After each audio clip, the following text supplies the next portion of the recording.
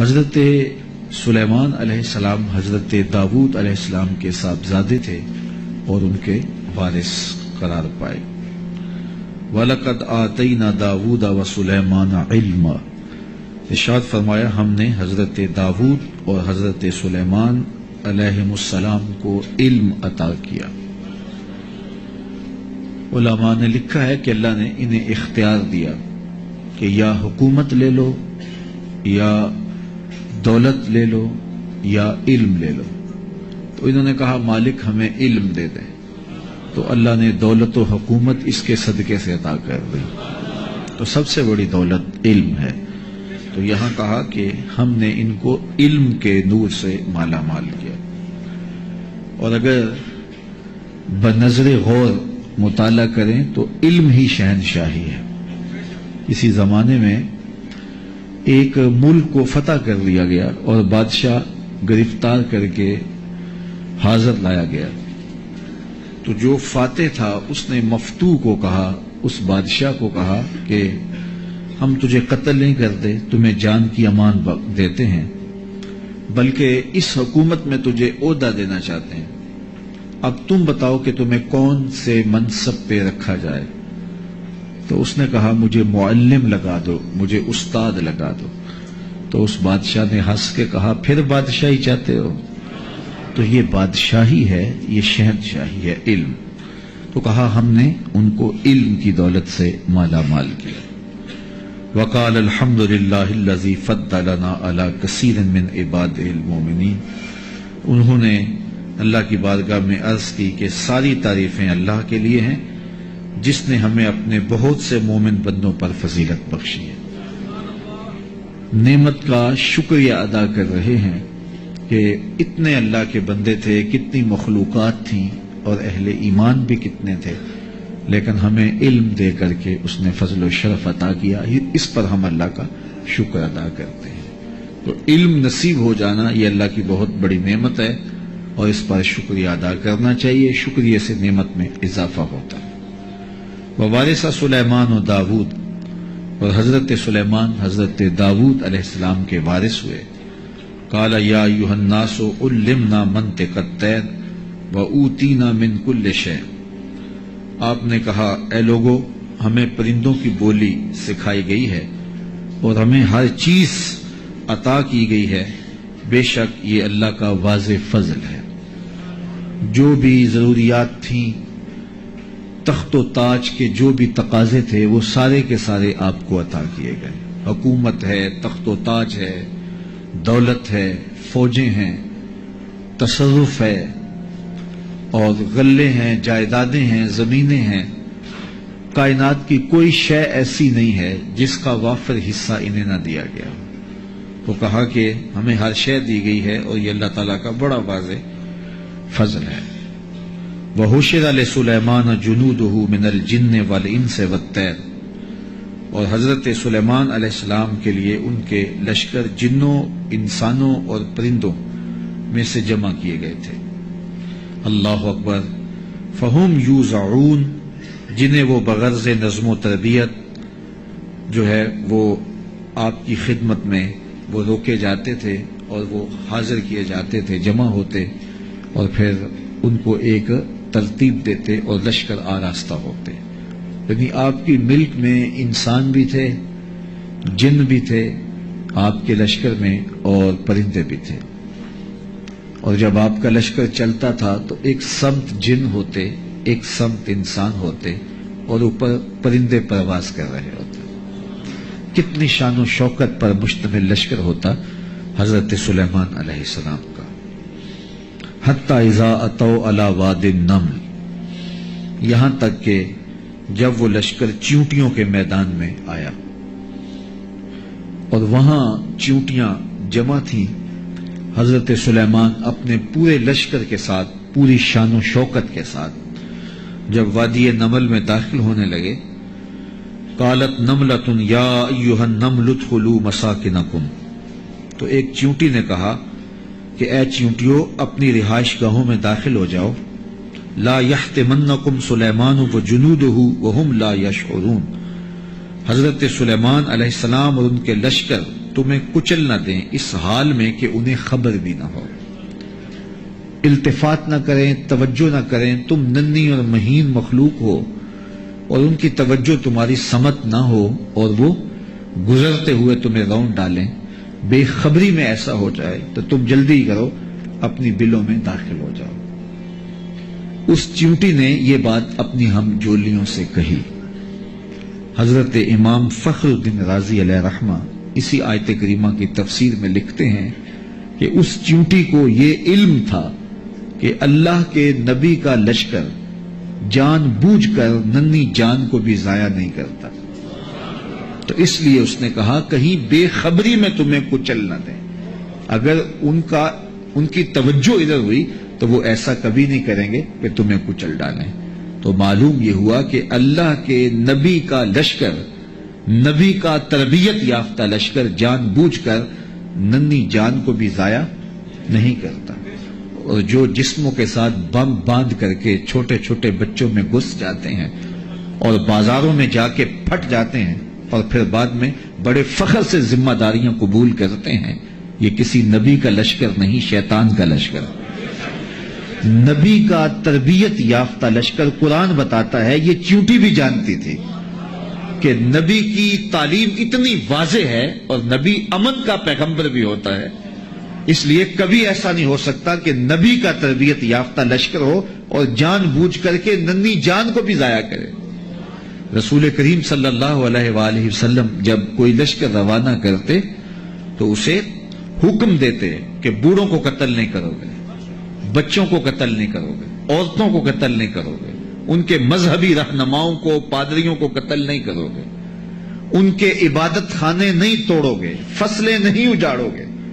یہ کافر جو تھے ان کافروں کے بچوں کو بھی قتل کرنے سے روک دیا گیا، کافروں کے بوڑھوں کو قتل کرنے سے بھی روک دیا گیا، اور جو کفار ہیں ان کی خواتین کے قتل سے بھی منع کر دیا گیا، اور جو مسلمانوں کی نسلیں کاٹ کے رکھ دے اور اس پہ ذمہ داریاں قبول کریں، کوئی بدبخت ہوگا جو ان کی حمایت کرے گا اور ان کو اسلام کا نمائندہ قرار دے گا، وہ دشمن اسلام ہو سکتے ہیں، اسلام کے نمائندے نہیں ہو سکتے۔ تو اس چیونٹی نے کہا کہ اپنی بلوں میں داخل ہو جاؤ، کہیں نبی کا لشکر بے خبری میں تمہیں کچل نہ دے۔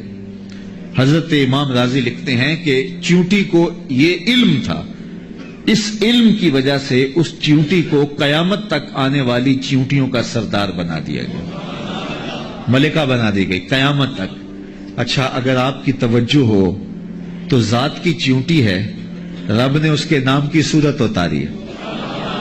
چیونٹی کی حیثیت کیا ہوتی ہے، لیکن وہ پیار کرنے لگی نا نبی سے، اور اس کو پتا تھا کہ نبی کی تعلیمات کیا ہوتی ہیں، تو اس تعلیم کے نتیجے میں ذات کی چیونٹی ہے، لیکن رب نے اس کے نام کی صورت اتار دی۔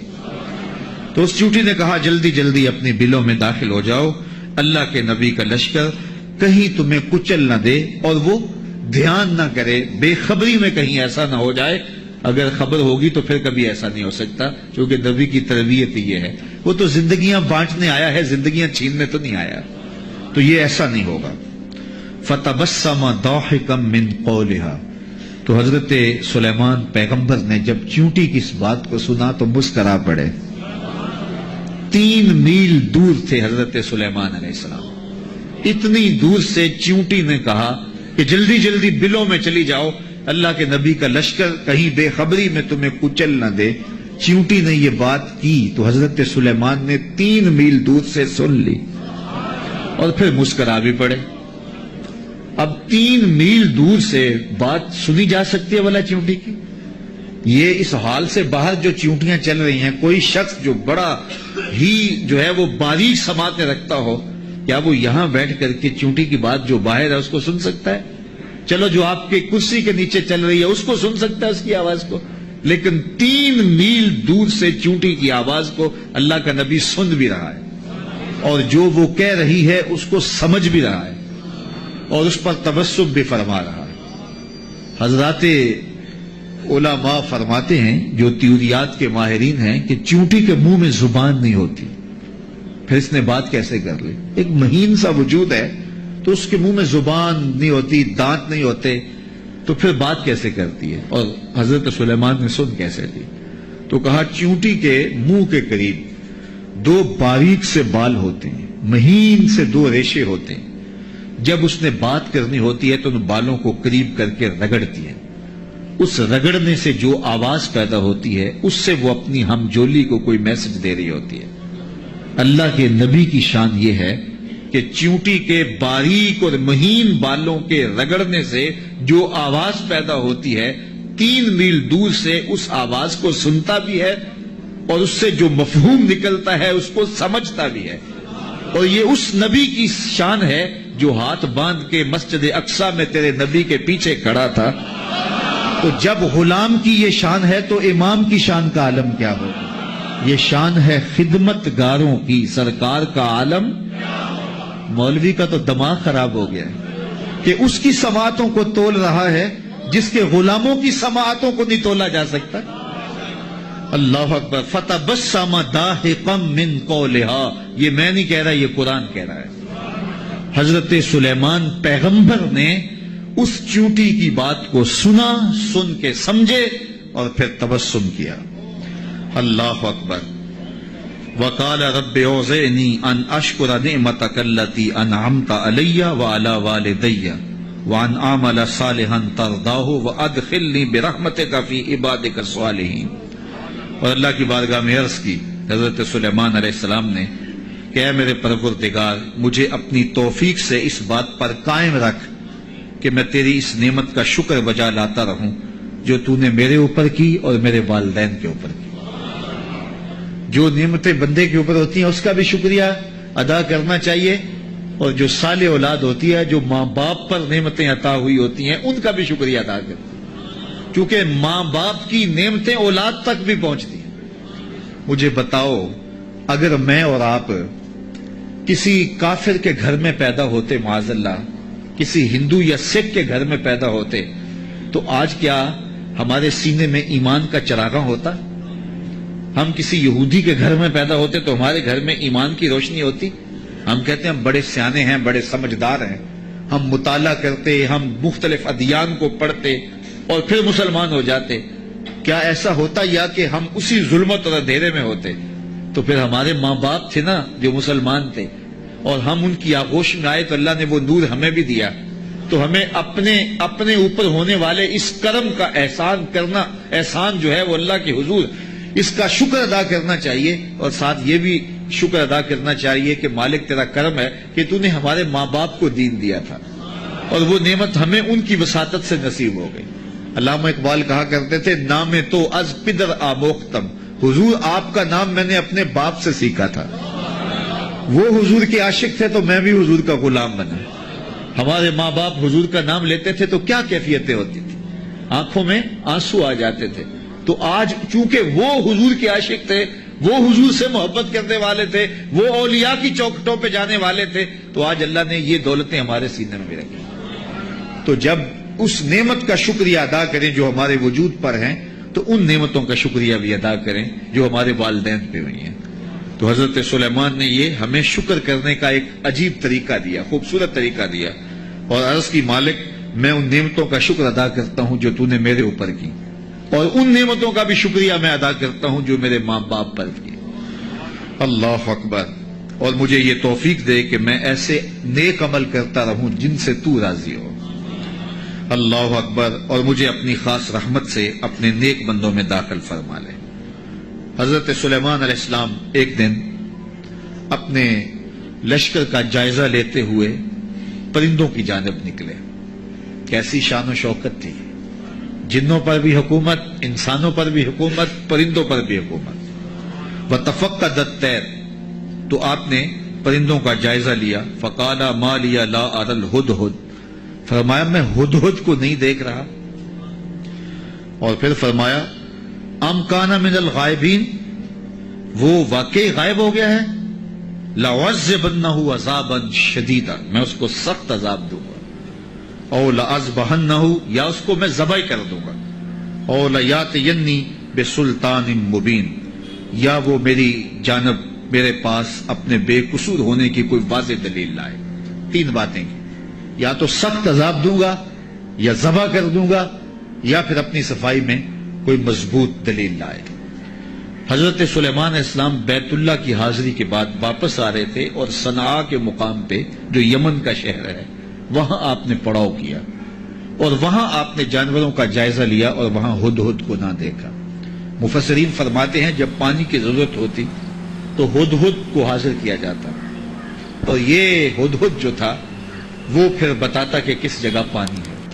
یہ جانوروں کے اندر انجینئر ہے، اللہ نے اس کو بڑی طاقت دی۔ حضرت ابو ہریرہ رضی اللہ تعالیٰ عنہ نے جب فرمایا نا کہ یہ بڑی قوتوں سے مالا مال کیا گیا ہے، اس کی نظر بڑی تیز ہوتی ہے، تو کسی نے حضرت ابو ہریرہ سے کہا کہ چھوٹے بچے جب دھاگا لگا کے جال لگا کے جو ہے وہ پھاہی لگاتے ہیں تو یہ ہدہد پھنس جاتا ہے، جس کو زمین کی تہ میں پانی نظر آ جاتا ہے اس کو وہ جال نظر نہیں آتا۔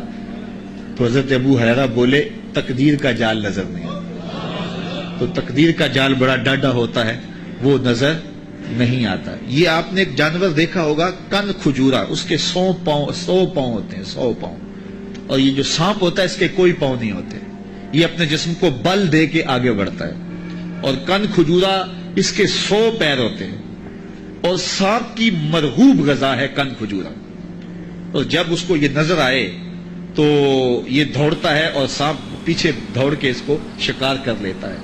تو کسی نے کن کھجورے سے پوچھا کہ تیرے 100 پیر ہیں اور سانپ کا ایک بھی نہیں ہے اور پھر بھی تو پکڑا جاتا ہے؟ اس نے کہا تقدیر کے آگے پاؤں نہیں چلتے۔ تو کہا کہ وہ دھاگا تقدیر کا ہے، وہ ہدہد کو نظر نہیں آتا اور وہ بچے اسے پکڑ لیتے ہیں۔ تو ہدہد حضرت سلیمان علیہ السلام کا درباری پرندہ تھا اور حضرت سلیمان علیہ السلام اس سے محبت کرتے تھے، یہ بھی اللہ کے نبی سے پیار کرتا تھا، بلکہ صاحب روح البیان نے ہدہد کے عنوان سے بڑی باتیں لکھی ہیں، کچھ لطیفے بھی ذکر کیے ہیں۔ کہتے ہیں ایک دن یہ ہدہد چونکہ لاڈلا پرندہ تھا حضرت سلیمان کا، تو حضرت سلیمان علیہ السلام کو کہنے لگا کہ میں آپ کے لشکر کی دعوت کرنا چاہتا ہوں۔ آپ نے کہا اتنا بڑا لشکر ہے اور تو میرے لشکر کی دعوت کرے گا؟ کہا جناب دعوت قبول کیجیے۔ تو کہا ٹھیک ہے، آج دوپہر کو میں آپ کے لشکر کی دعوت کروں گا۔ جب دوپہر کا وقت آیا تو دریا کنارے لشکر نے پڑاؤ کیا ہوا تھا، تو ہدہد کبھی دائیں کبھی بائیں اڑانے بھر رہا ہے۔ تو کہا میاں وقت ہو گیا ہے، اب لاؤ نہ کھانا، تم نے آج ہماری دعوت کی ہے۔ کہا جی اسی کا انتظام کر رہا۔ تھوڑی دیر کے بعد اس نے فضا میں ایک چڑیا شکار کی اور اس کو فضا میں توڑ کر کے پانی میں پھینک دیا اور لشکر کو آواز دی جس کے ہاتھ میں بوٹی آتی ہے بوٹی لے لے، باقی شوربہ پی لے۔ تو اس پرندے سے چونکہ بڑا پیار تھا، جب اس کو نہ دیکھا تو غصے میں آ گئے، کہا ما لیا لا اری الہدہد، میں ہدہد کو نہیں دیکھ رہا، کیا وہ واقعی غائب ہے؟ اچھا میں اس کو ذبح کر دوں گا یا سخت سزا دوں گا یا پھر وہ مجھے اپنی بے گناہی کی کوئی دلیل پیش کرے۔ اب ہدہد کہاں چلا گیا؟ حضرات مفسرین لکھتے ہیں کہ وہ حضرت سلیمان علیہ السلام استراحت کرنے لگے تو وہ اڑ کے قریب ایک باغ میں چلا گیا، وہاں ایک اور اس کا ہم جنس ہدہد بیٹھا ہوا تھا۔ اس نے پوچھا کدھر سے آئے ہو؟ اس نے کہا کہ میں اپنے نبی کے ساتھ گیا تھا، اپنے شہنشاہ کے ساتھ گیا تھا، اور ان کی حکومت جنوں پر بھی ہے، انسانوں پر بھی ہے، پرندوں پر بھی ہے۔ تو اس نے کہا کہ میری جو بادشاہ ہے میرے ملک وہ عورت ہے اور اس کا ایک تخت بہت بڑا، آؤ میں تمہیں دکھاؤں۔ تو وہ ہدہد کو ساتھ لے گیا اور اتنے میں دیر ہو گئی۔ حضرت سلیمان غصے میں آ گئے، کہا کدھر ہے؟ لاؤ اسے حاضر کرو۔ آپ کا جو درباری شہباز تھا وہ اڑا فضا میں بلند ہوا تو ہدہد آتا دکھائی دیا، تو اس نے اس کے اوپر جھپٹ کے حملہ کرنا چاہا، تو ہدہد نے کہا تجھے واسطہ دیتا ہوں اس رب کا جس نے تجھے میرے پہ طاقت دی ہے، مجھے اپنا معاملہ حضرت سلیمان کے پاس جا کے پیش کر لینے دے۔ کہا انہوں نے کہا ہے کہ تجھے قتل کر دوں گا، ذبح کر دوں گا یا تجھے سخت سزا دوں گا، اب تو بچ نہیں پائے گا۔ تو ہدہد نے کہا کہ انہوں نے کوئی استثناء بھی کیا تھا؟ کہا ہاں انہوں نے کہا تھا یا کوئی مضبوط خبر لائے، اپنا معقول عذر پیش کرے۔ کہا پھر خیر ہے۔ اب ہدہد حضرت سلیمان کے پاس آیا اور مفسرین کہتے ہیں اس نے اپنے پر جھکا لیے اور دم بھی جھکا لی اور حضرت سلیمان کے سامنے عرض کی کہ اس رب سے ڈریے جس کے حضور آپ رب قیامت کے دن پیش ہوں گے۔ بس یہ بات کہنے کی دیر تھی کہ حضرت سلیمان کا غصہ ٹھنڈا ہو گیا۔ فرمایا بتاؤ کدھر گئے تھے؟ تو ہدہد نے کیا جواب دیا، سنو قرآن کیا کہتا ہے، فَمَكَثَ غَيْرَ بَعِيدٍ، تو پس وہ تھوڑی ہی دیر ٹھہرا تھا کہ وہ حاضر ہو گیا، اور حاضر ہو کے اس نے کہا فقال، اس نے کہا احطت بما لم تحط به وجئتک من سبأ بنبأ یقین، اس نے کہا کہ حضور میں ایسی بات معلوم کر کے آیا ہوں جس پر شاید آپ مطلع نہ تھے، اور میں آپ کے پاس ملک سبا کی ایک یقینی خبر لایا ہوں۔ آپ نے اس چیز کا مشاہدہ نہیں کیا جس کا میں مشاہدہ کر کے آیا ہوں، تو میں ایک یقینی خبر آپ کو جو چشم دید ہے وہ بتانا چاہتا ہوں۔ حضرت سلیمان نے کہا بتاؤ، کہا انی وجدت امرأۃ تملکہم وأوتیت من کل شیء ولہا عرش عظیم، اس نے کہا میں ایک ایسی خاتون کو دیکھا ہے جو بادشاہت کے تخت پہ براجمان ہے، میں نے ایک ایسی عورت دیکھی ہے وہاں جو ان پر حکومت کرتی ہے اور اقتدار کی مسند پہ بیٹھی ہے، اور اسے ملکیت و اقتدار میں ہر چیز بخشی گئی ہے، اور اس کے پاس بہت بڑا تخت ہے۔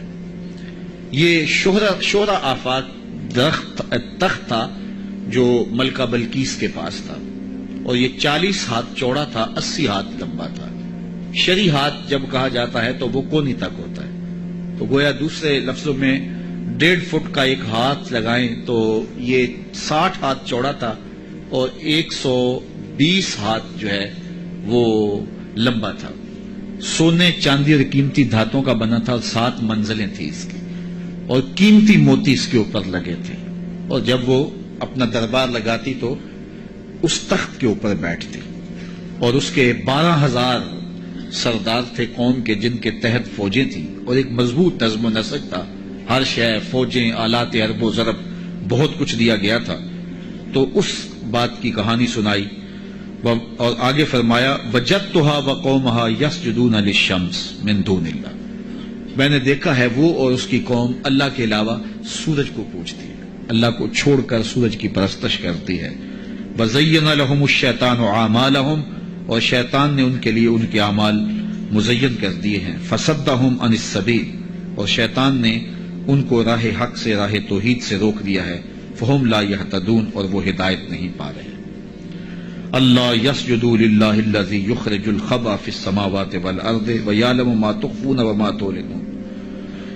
اللہ اکبر، اس لیے روکے گئے ہیں کہ وہ اللہ کے حضور سجدہ ریز نہ ہوں، جو آسمانوں اور زمینوں میں پوشیدہ حقائق اور موجودات کو باہر نکالتا ہے، یعنی ظاہر کرتا ہے، اور وَيَعْلَمُ مَا تُخْفُونَ، اور جو تم ظاہر کرتے ہو، جو تم چھپاتے ہو، وَمَا تُعْلِنُونَ، اور جو تم ظاہر کرتے ہو اور جو تم چھپاتے ہو، وہ سب کو جانتا ہے، اس کی نظر میں کوئی پوشیدہ نہیں ہے۔ اللہ لا الہ الا هو رب العرش العظیم، اللہ کے سوا کوئی عبادت کے لائق نہیں، وہی عظیم تخت اقتدار کا مالک ہے۔ ملکہ بلقیس کا تخت کیا ہے؟ تخت تو میرے رب کا ہے، عرش تو اس کا ہے، تو اس نے یہ بات کہی۔ حضرت سلیمان نے ہدہد سے کہا کالا سننظر اصدقت ام کنت من الکاذبین، کہا کہ ہم ابھی دیکھتے ہیں کہ تو سچ کہہ رہا ہے یا جھوٹ بول رہا ہے۔ کالا سننظر اصدقت ام کنت من الکاذبین، تو سچا ہے یا جھوٹا ہے۔ اذهب بکتابی ھذا فالق الیہم ثم تولى عنہم فانظر ماذا یرجعون، آپ نے خط لکھا اور ہدہد کو دیا، کہا اس کو لے جاؤ اور یہ خط ان کی طرف ڈال دو، اور اس کے بعد ان کے پاس سے ہٹ جاؤ، پھر دیکھ کہ وہ کس بات کی طرف رجوع کرتے ہیں۔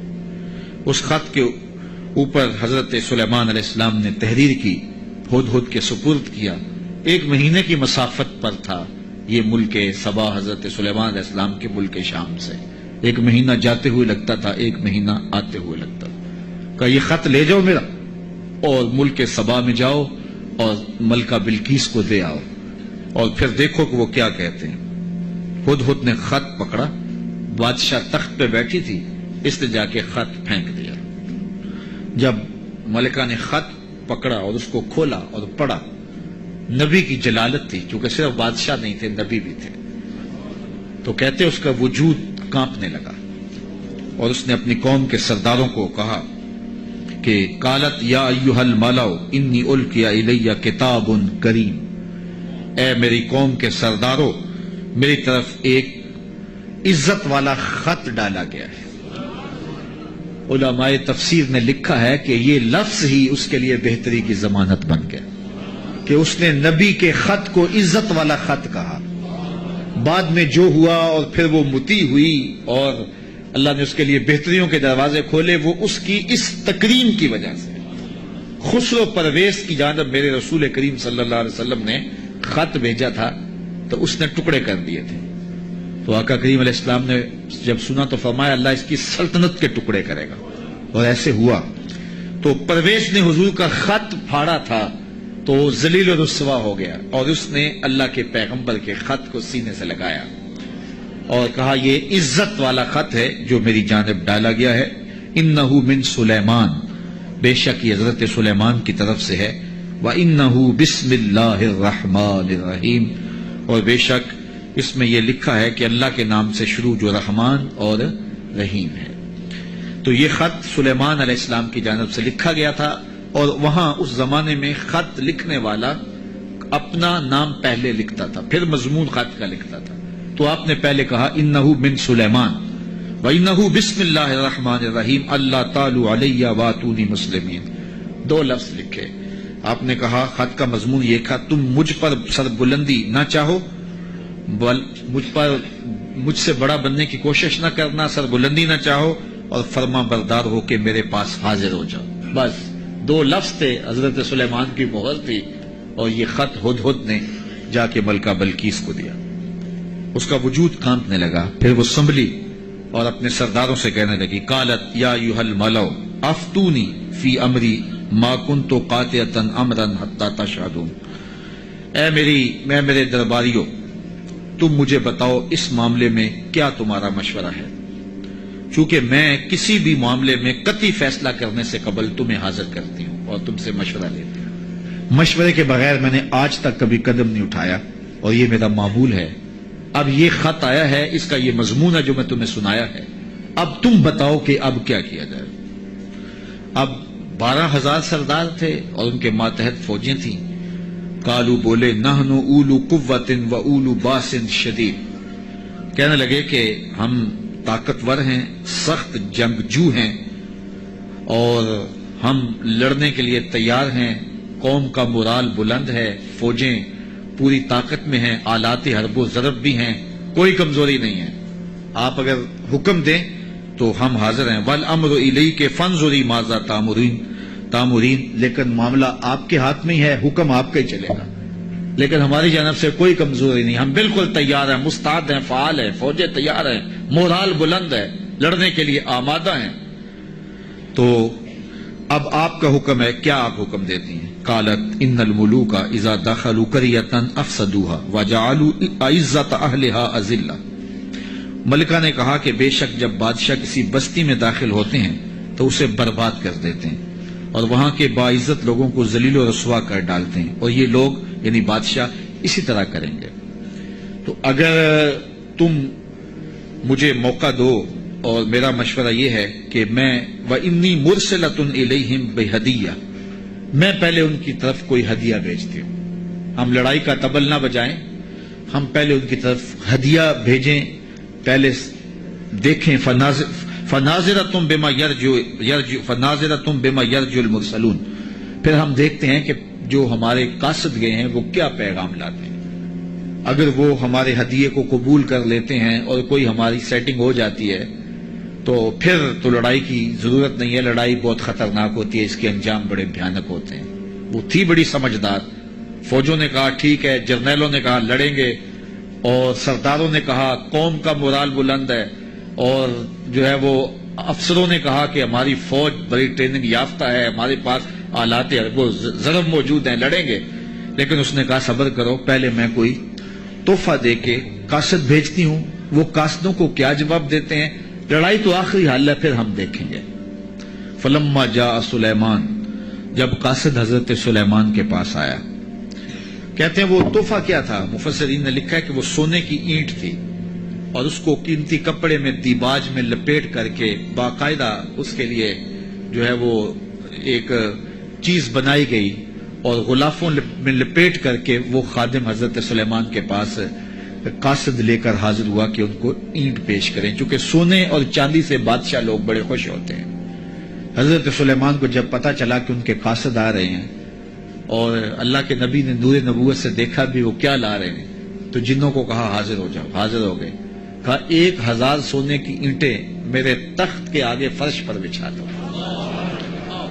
تو جب اینٹیں بچھی ہوئی انہوں نے دیکھی تو وہ جو تحفہ لے کے آئے تھے سنبھال کے ایک اینٹ، انہوں نے دیکھا کہ وہ اینٹیں تو قدموں میں پڑی ہوئی. تو اب وہ تحفہ دیتے ہوئے شرم محسوس کرنے لگے. کیا دے، الٹے بانس بریلی کو، یہاں تو اینٹیں قدموں میں پڑی ہوئی ہیں. علاء الدین خلجی ساری زندگی تڑپتا رہا کہ حضرت خواجہ نظام الدین اولیاء کی بارگاہ میں حاضری دوں.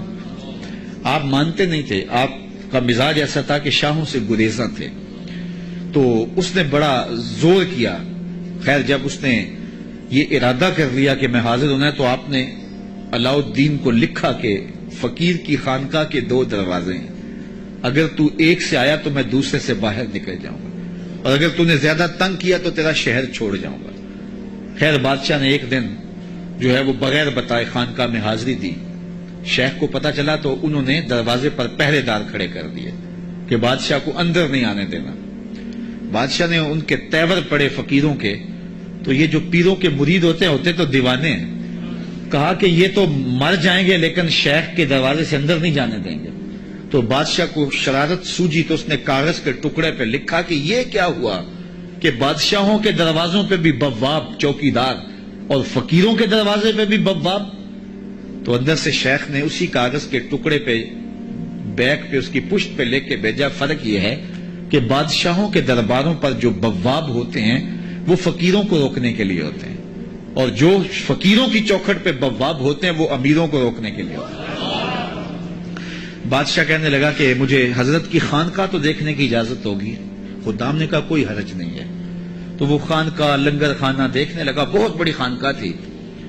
تو جب وہ استبل میں گیا تو کیا دیکھا کہ جو گھوڑے ہیں ان کی جو میخیں ہیں، قلعے ہیں، وہ چاندی کے ہیں، اور جو ان کے پاؤں میں زنجیریں پڑی ہوئی ہیں جن سے وہ بندھے ہوئے ہیں وہ زنجیریں سونے کی ہیں. تو بادشاہ بڑا حیرت زدہ ہوا. تو اس نے پھر کاغذ کے ٹکڑے پہ لکھا کہ یہ کیا ہوا کہ بادشاہوں کے پاس بھی سونا اور چاندی اور فقیروں کے پاس بھی سونا اور چاندی، فرق کیا ہوا؟ تو شیخ نے جواب میں لکھ کے بھیجا، فرق یہ ہے بادشاہ خزانوں میں سنبھال کے رکھتے ہیں، فقیر گھوڑوں کے قدموں میں ڈال کے رکھتے ہیں. تو حضرت سلیمان علیہ السلام نے 1000 اینٹ بچھوا دی. آپ جانتے ہیں جب بہار چین آیا نا حضرت عمر کے زمانے میں، جب ایران فتح ہوا تو سب سے دنیا کے اس وقت نامور اشیاء میں سے بہار چین ایک بہت بڑا قالین تھا، جس کو بہار چین پہ بٹھا دیا جاتا وہ ناز کرتا کہ میں بہار چین پہ بیٹھے. آج وہ کسی کو وہ سرخ قالین پہ جو ہے وہ لے کے جاتے ہیں تو کہتے ہیں میرے لیے سرخ قالین بچھائے گئے. امریکہ میں یا جو ہے وہ میرے لیے جو ہے وہ برطانیہ میں یہ اعزاز دیا گیا ہے کہ مجھے سرخ قالینوں پہ میرا استقبال کیا گیا، سرخ قالین بچھائے گئے. بہار چین یہ ایک ایسا قالین تھا کہ جس پہ بیٹھ جانا اور جس پہ چلے جانا یہ بڑے دنیا کے لوگ جو ہیں وہ فخر سمجھتے تھے. جب حضرت فاروق اعظم کا زمانہ آیا تو یہ علاقہ فتح ہوا تو یہ اونٹوں پہ لاد کر کے یہ بہار چین مدینے بھیجا گیا. تو حضرت عمر کے پاس جب بہار چین آیا تو کہا کہ اب اس کو کہاں رکھے؟ تو کسی نے کہا جی مسجد نبوی میں بچھائیں. کہا یہ مسجد نبوی میں بچھے، وہاں کی جو چٹائیاں ہیں اس قالین سے افضل ہیں، وہاں اس کو یہاں نہیں بچھائیں گے. تو کہاں رکھے؟ حضرت عمر نے حکم دیا کہ مسجد نبوی کے باہر جہاں لوگ جوتے اتارتے ہیں وہاں رکھا جائے. اور وہ بہار چین جس پہ لوگ بیٹھنا اعزاز سمجھتے، لوگ وہاں جوتے پوچھ کے گزرتے تھے. تو فقیروں کی نظر میں کیا چیز ہوتی ہے ان چیزوں کی؟ تو 1000 اینٹ جب بچھی ہوئی دیکھی تو وہ کیا تحفہ دیتے؟ حضرت سلیمان علیہ السلام نے کہا کالا اتمدوننی بمال، تم مجھے مال سے میری مدد کرتے ہو؟ تم کیا سمجھتے ہو تم میرے پاس جو ہے وہ مال و دولت سے میری مدد کرنا چاہتے ہو؟ فما آتانی اللہ خیر مما آتاکم، اللہ نے جو مجھے دیا ہے وہ اس سے بہتر دیا ہے جو تم کو دیا ہے، تمہارے سے بہتر مجھے نوازا ہے. بل انتم بہدیتکم تفرحون، بلکہ اپنے ہدیے پہ تم خوش ہو کہ یہ مال ہے، ہم مال کے ہدیے کو قبول نہیں کرتے. ایک طرف سورج کو پوجا جا رہا ہے، رب کے ساتھ شریک ٹھہرایا جا رہا ہے، اور میں ایک اینٹ لے کے راضی ہو جاؤں سونے کی اور تم اللہ کی مخالفت کرتے رہو.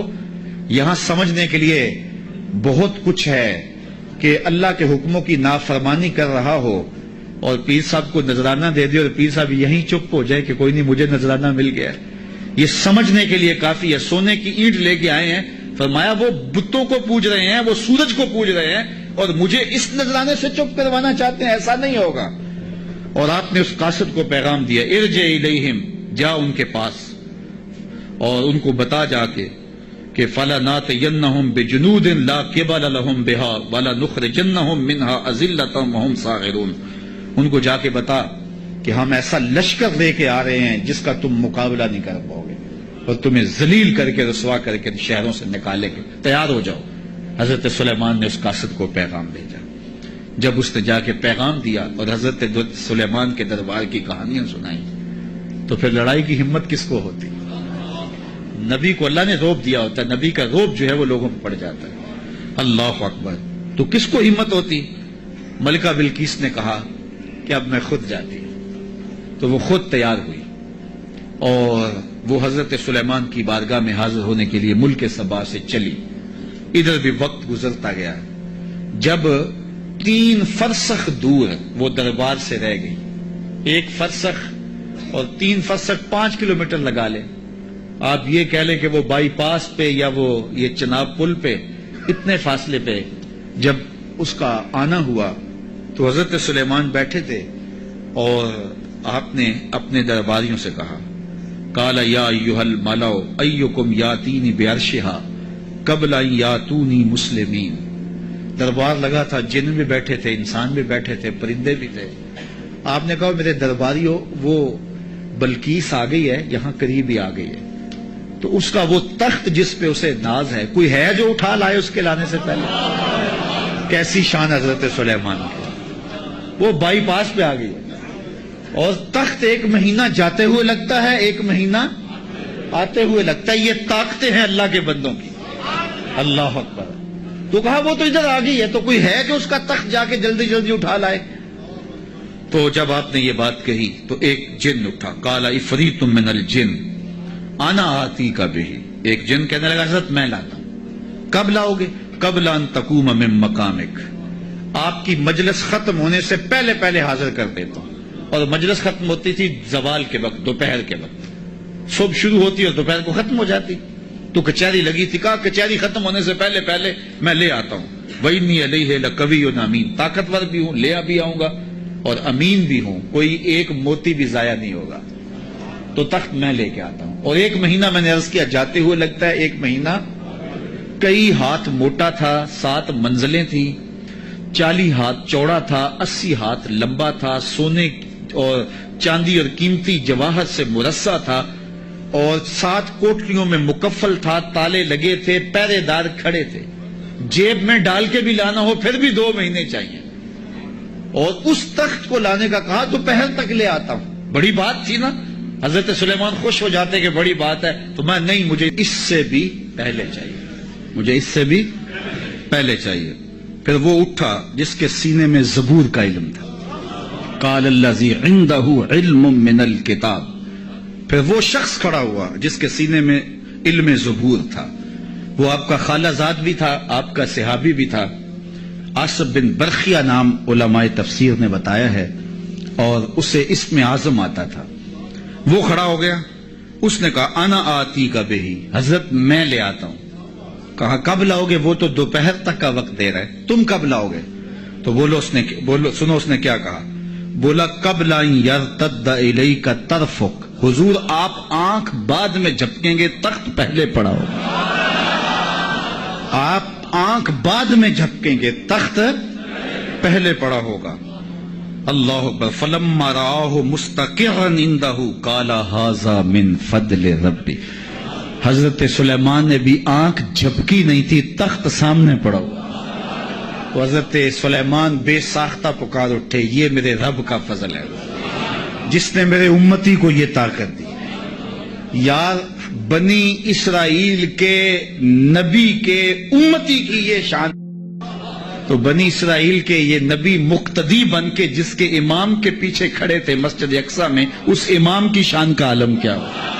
یہ شان ہے خدمت گاروں کی، سرکار کا عالم۔ کہا میں لاتا ہوں، اور اس کے آنے سے پہلے کیا حضرت آنکھ جھپکنے سے پہلے حاضر کر دو۔ اور حضرت سلیمان نے ابھی آنکھ جھپکی نہیں، تخت سامنے پڑا ہوا تھا۔ اللہ اکبر۔ لیبلونی ااشکر ام اکفر، کہا کہ میرے رب نے مجھے آزمایا ہے، میرا رب مجھے پرکھتا ہے کہ میں اس کا شکر کرتا ہوں یا کفران کرتا ہوں یا انکار کرتا ہوں۔ اللہ اکبر۔ فرمایا ومن شکر فانما یشکر لنفسہ، جو شکر کرتا ہے وہ اپنے لیے ہی شکر کرتا ہے، اللہ کا کیا فائدہ کرے گا، اپنا ہی فائدہ ہوگا۔ تو میں اس کا شکر کرتا ہوں جس نے میرے ایک امتی کو یہ طاقت عطا کی، یہ شان عطا کی۔ یار جب بنی اسرائیل کے ایک ولی کی یہ شان ہے تو اس امت کے اولیاء کی شان کا عالم کیا ہوگا۔ صرف ایک واقعہ، شہر بخارا میں، شہر کابل میں حضرت امام شاہ نقشبند بخاری علیہ رحمہ تشریف لائے تو لوگوں کا ہجوم ہو گیا۔ بادشاہ وقت کی لونڈی وہاں سے گزرتے ہوئے رکی تو لوگوں کا ہجوم دیکھا، کہا ماجرا کیا ہے؟ کہا بخارے والے پیر آئے ہوئے ہیں۔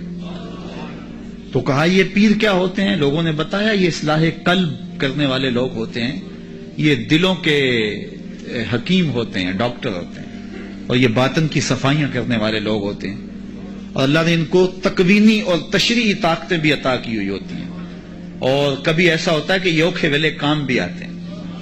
اس نے سوچا کہ شیخ سے نسبت قائم کر لینے میں کوئی حرج نہیں ہے، تو اس نے حضرت شاہ نقشبند بخاری کی بیعت کر لی۔ چلو پیر تو کوئی ہونا چاہیے، تو انہوں نے ان سے بیعت کر لی۔ شیخ نے جو وظائف بتائے اور تلقین کی، ذکر کی اور اچھائی کی طرف سبق دیے، تو صالحہ تو وہ پہلے ہی تھی لیکن مزید رنگ چڑھ گیا۔ تو بادشاہ جب اس کی خدمت کو دیکھا تو بڑا خوش ہوا۔ جو باقی لونڈیاں تھیں وہ حسد کرنے لگی۔ ایک دن انہوں نے بادشاہ کے دربار سے، بادشاہ کے گھر سے چوری کر کے زیور ایسی جگہ پہ چھپا دیے اور اس پہ الزام لگا دیا اور پھر برآمد بھی اس سے کروا دیے۔ بادشاہ کو بڑا غصہ آیا کہ میں نے اس پہ اتنا اعتماد کیا تھا اور یہ بڑی لمبی نمازیں پڑھتی تھی۔ بادشاہ نے حکم دیا کہ اس کو چوبارے پہ لے جاؤ اور وہاں سے دھکا دے دو۔ بادشاہ کے محل کی چھت پہ لے جایا گیا۔ اس نے لاکھ کہا کہ میرا جرم نہیں ہے، لیکن بادشاہ ہوتے ہیں، تو چھت پہ لے جایا گیا۔ جب دھکا دینے لگے تو اس کو اب یاد آیا کہ میں نے سنا تھا اوکھے ویلے پیر کام آتے ہیں۔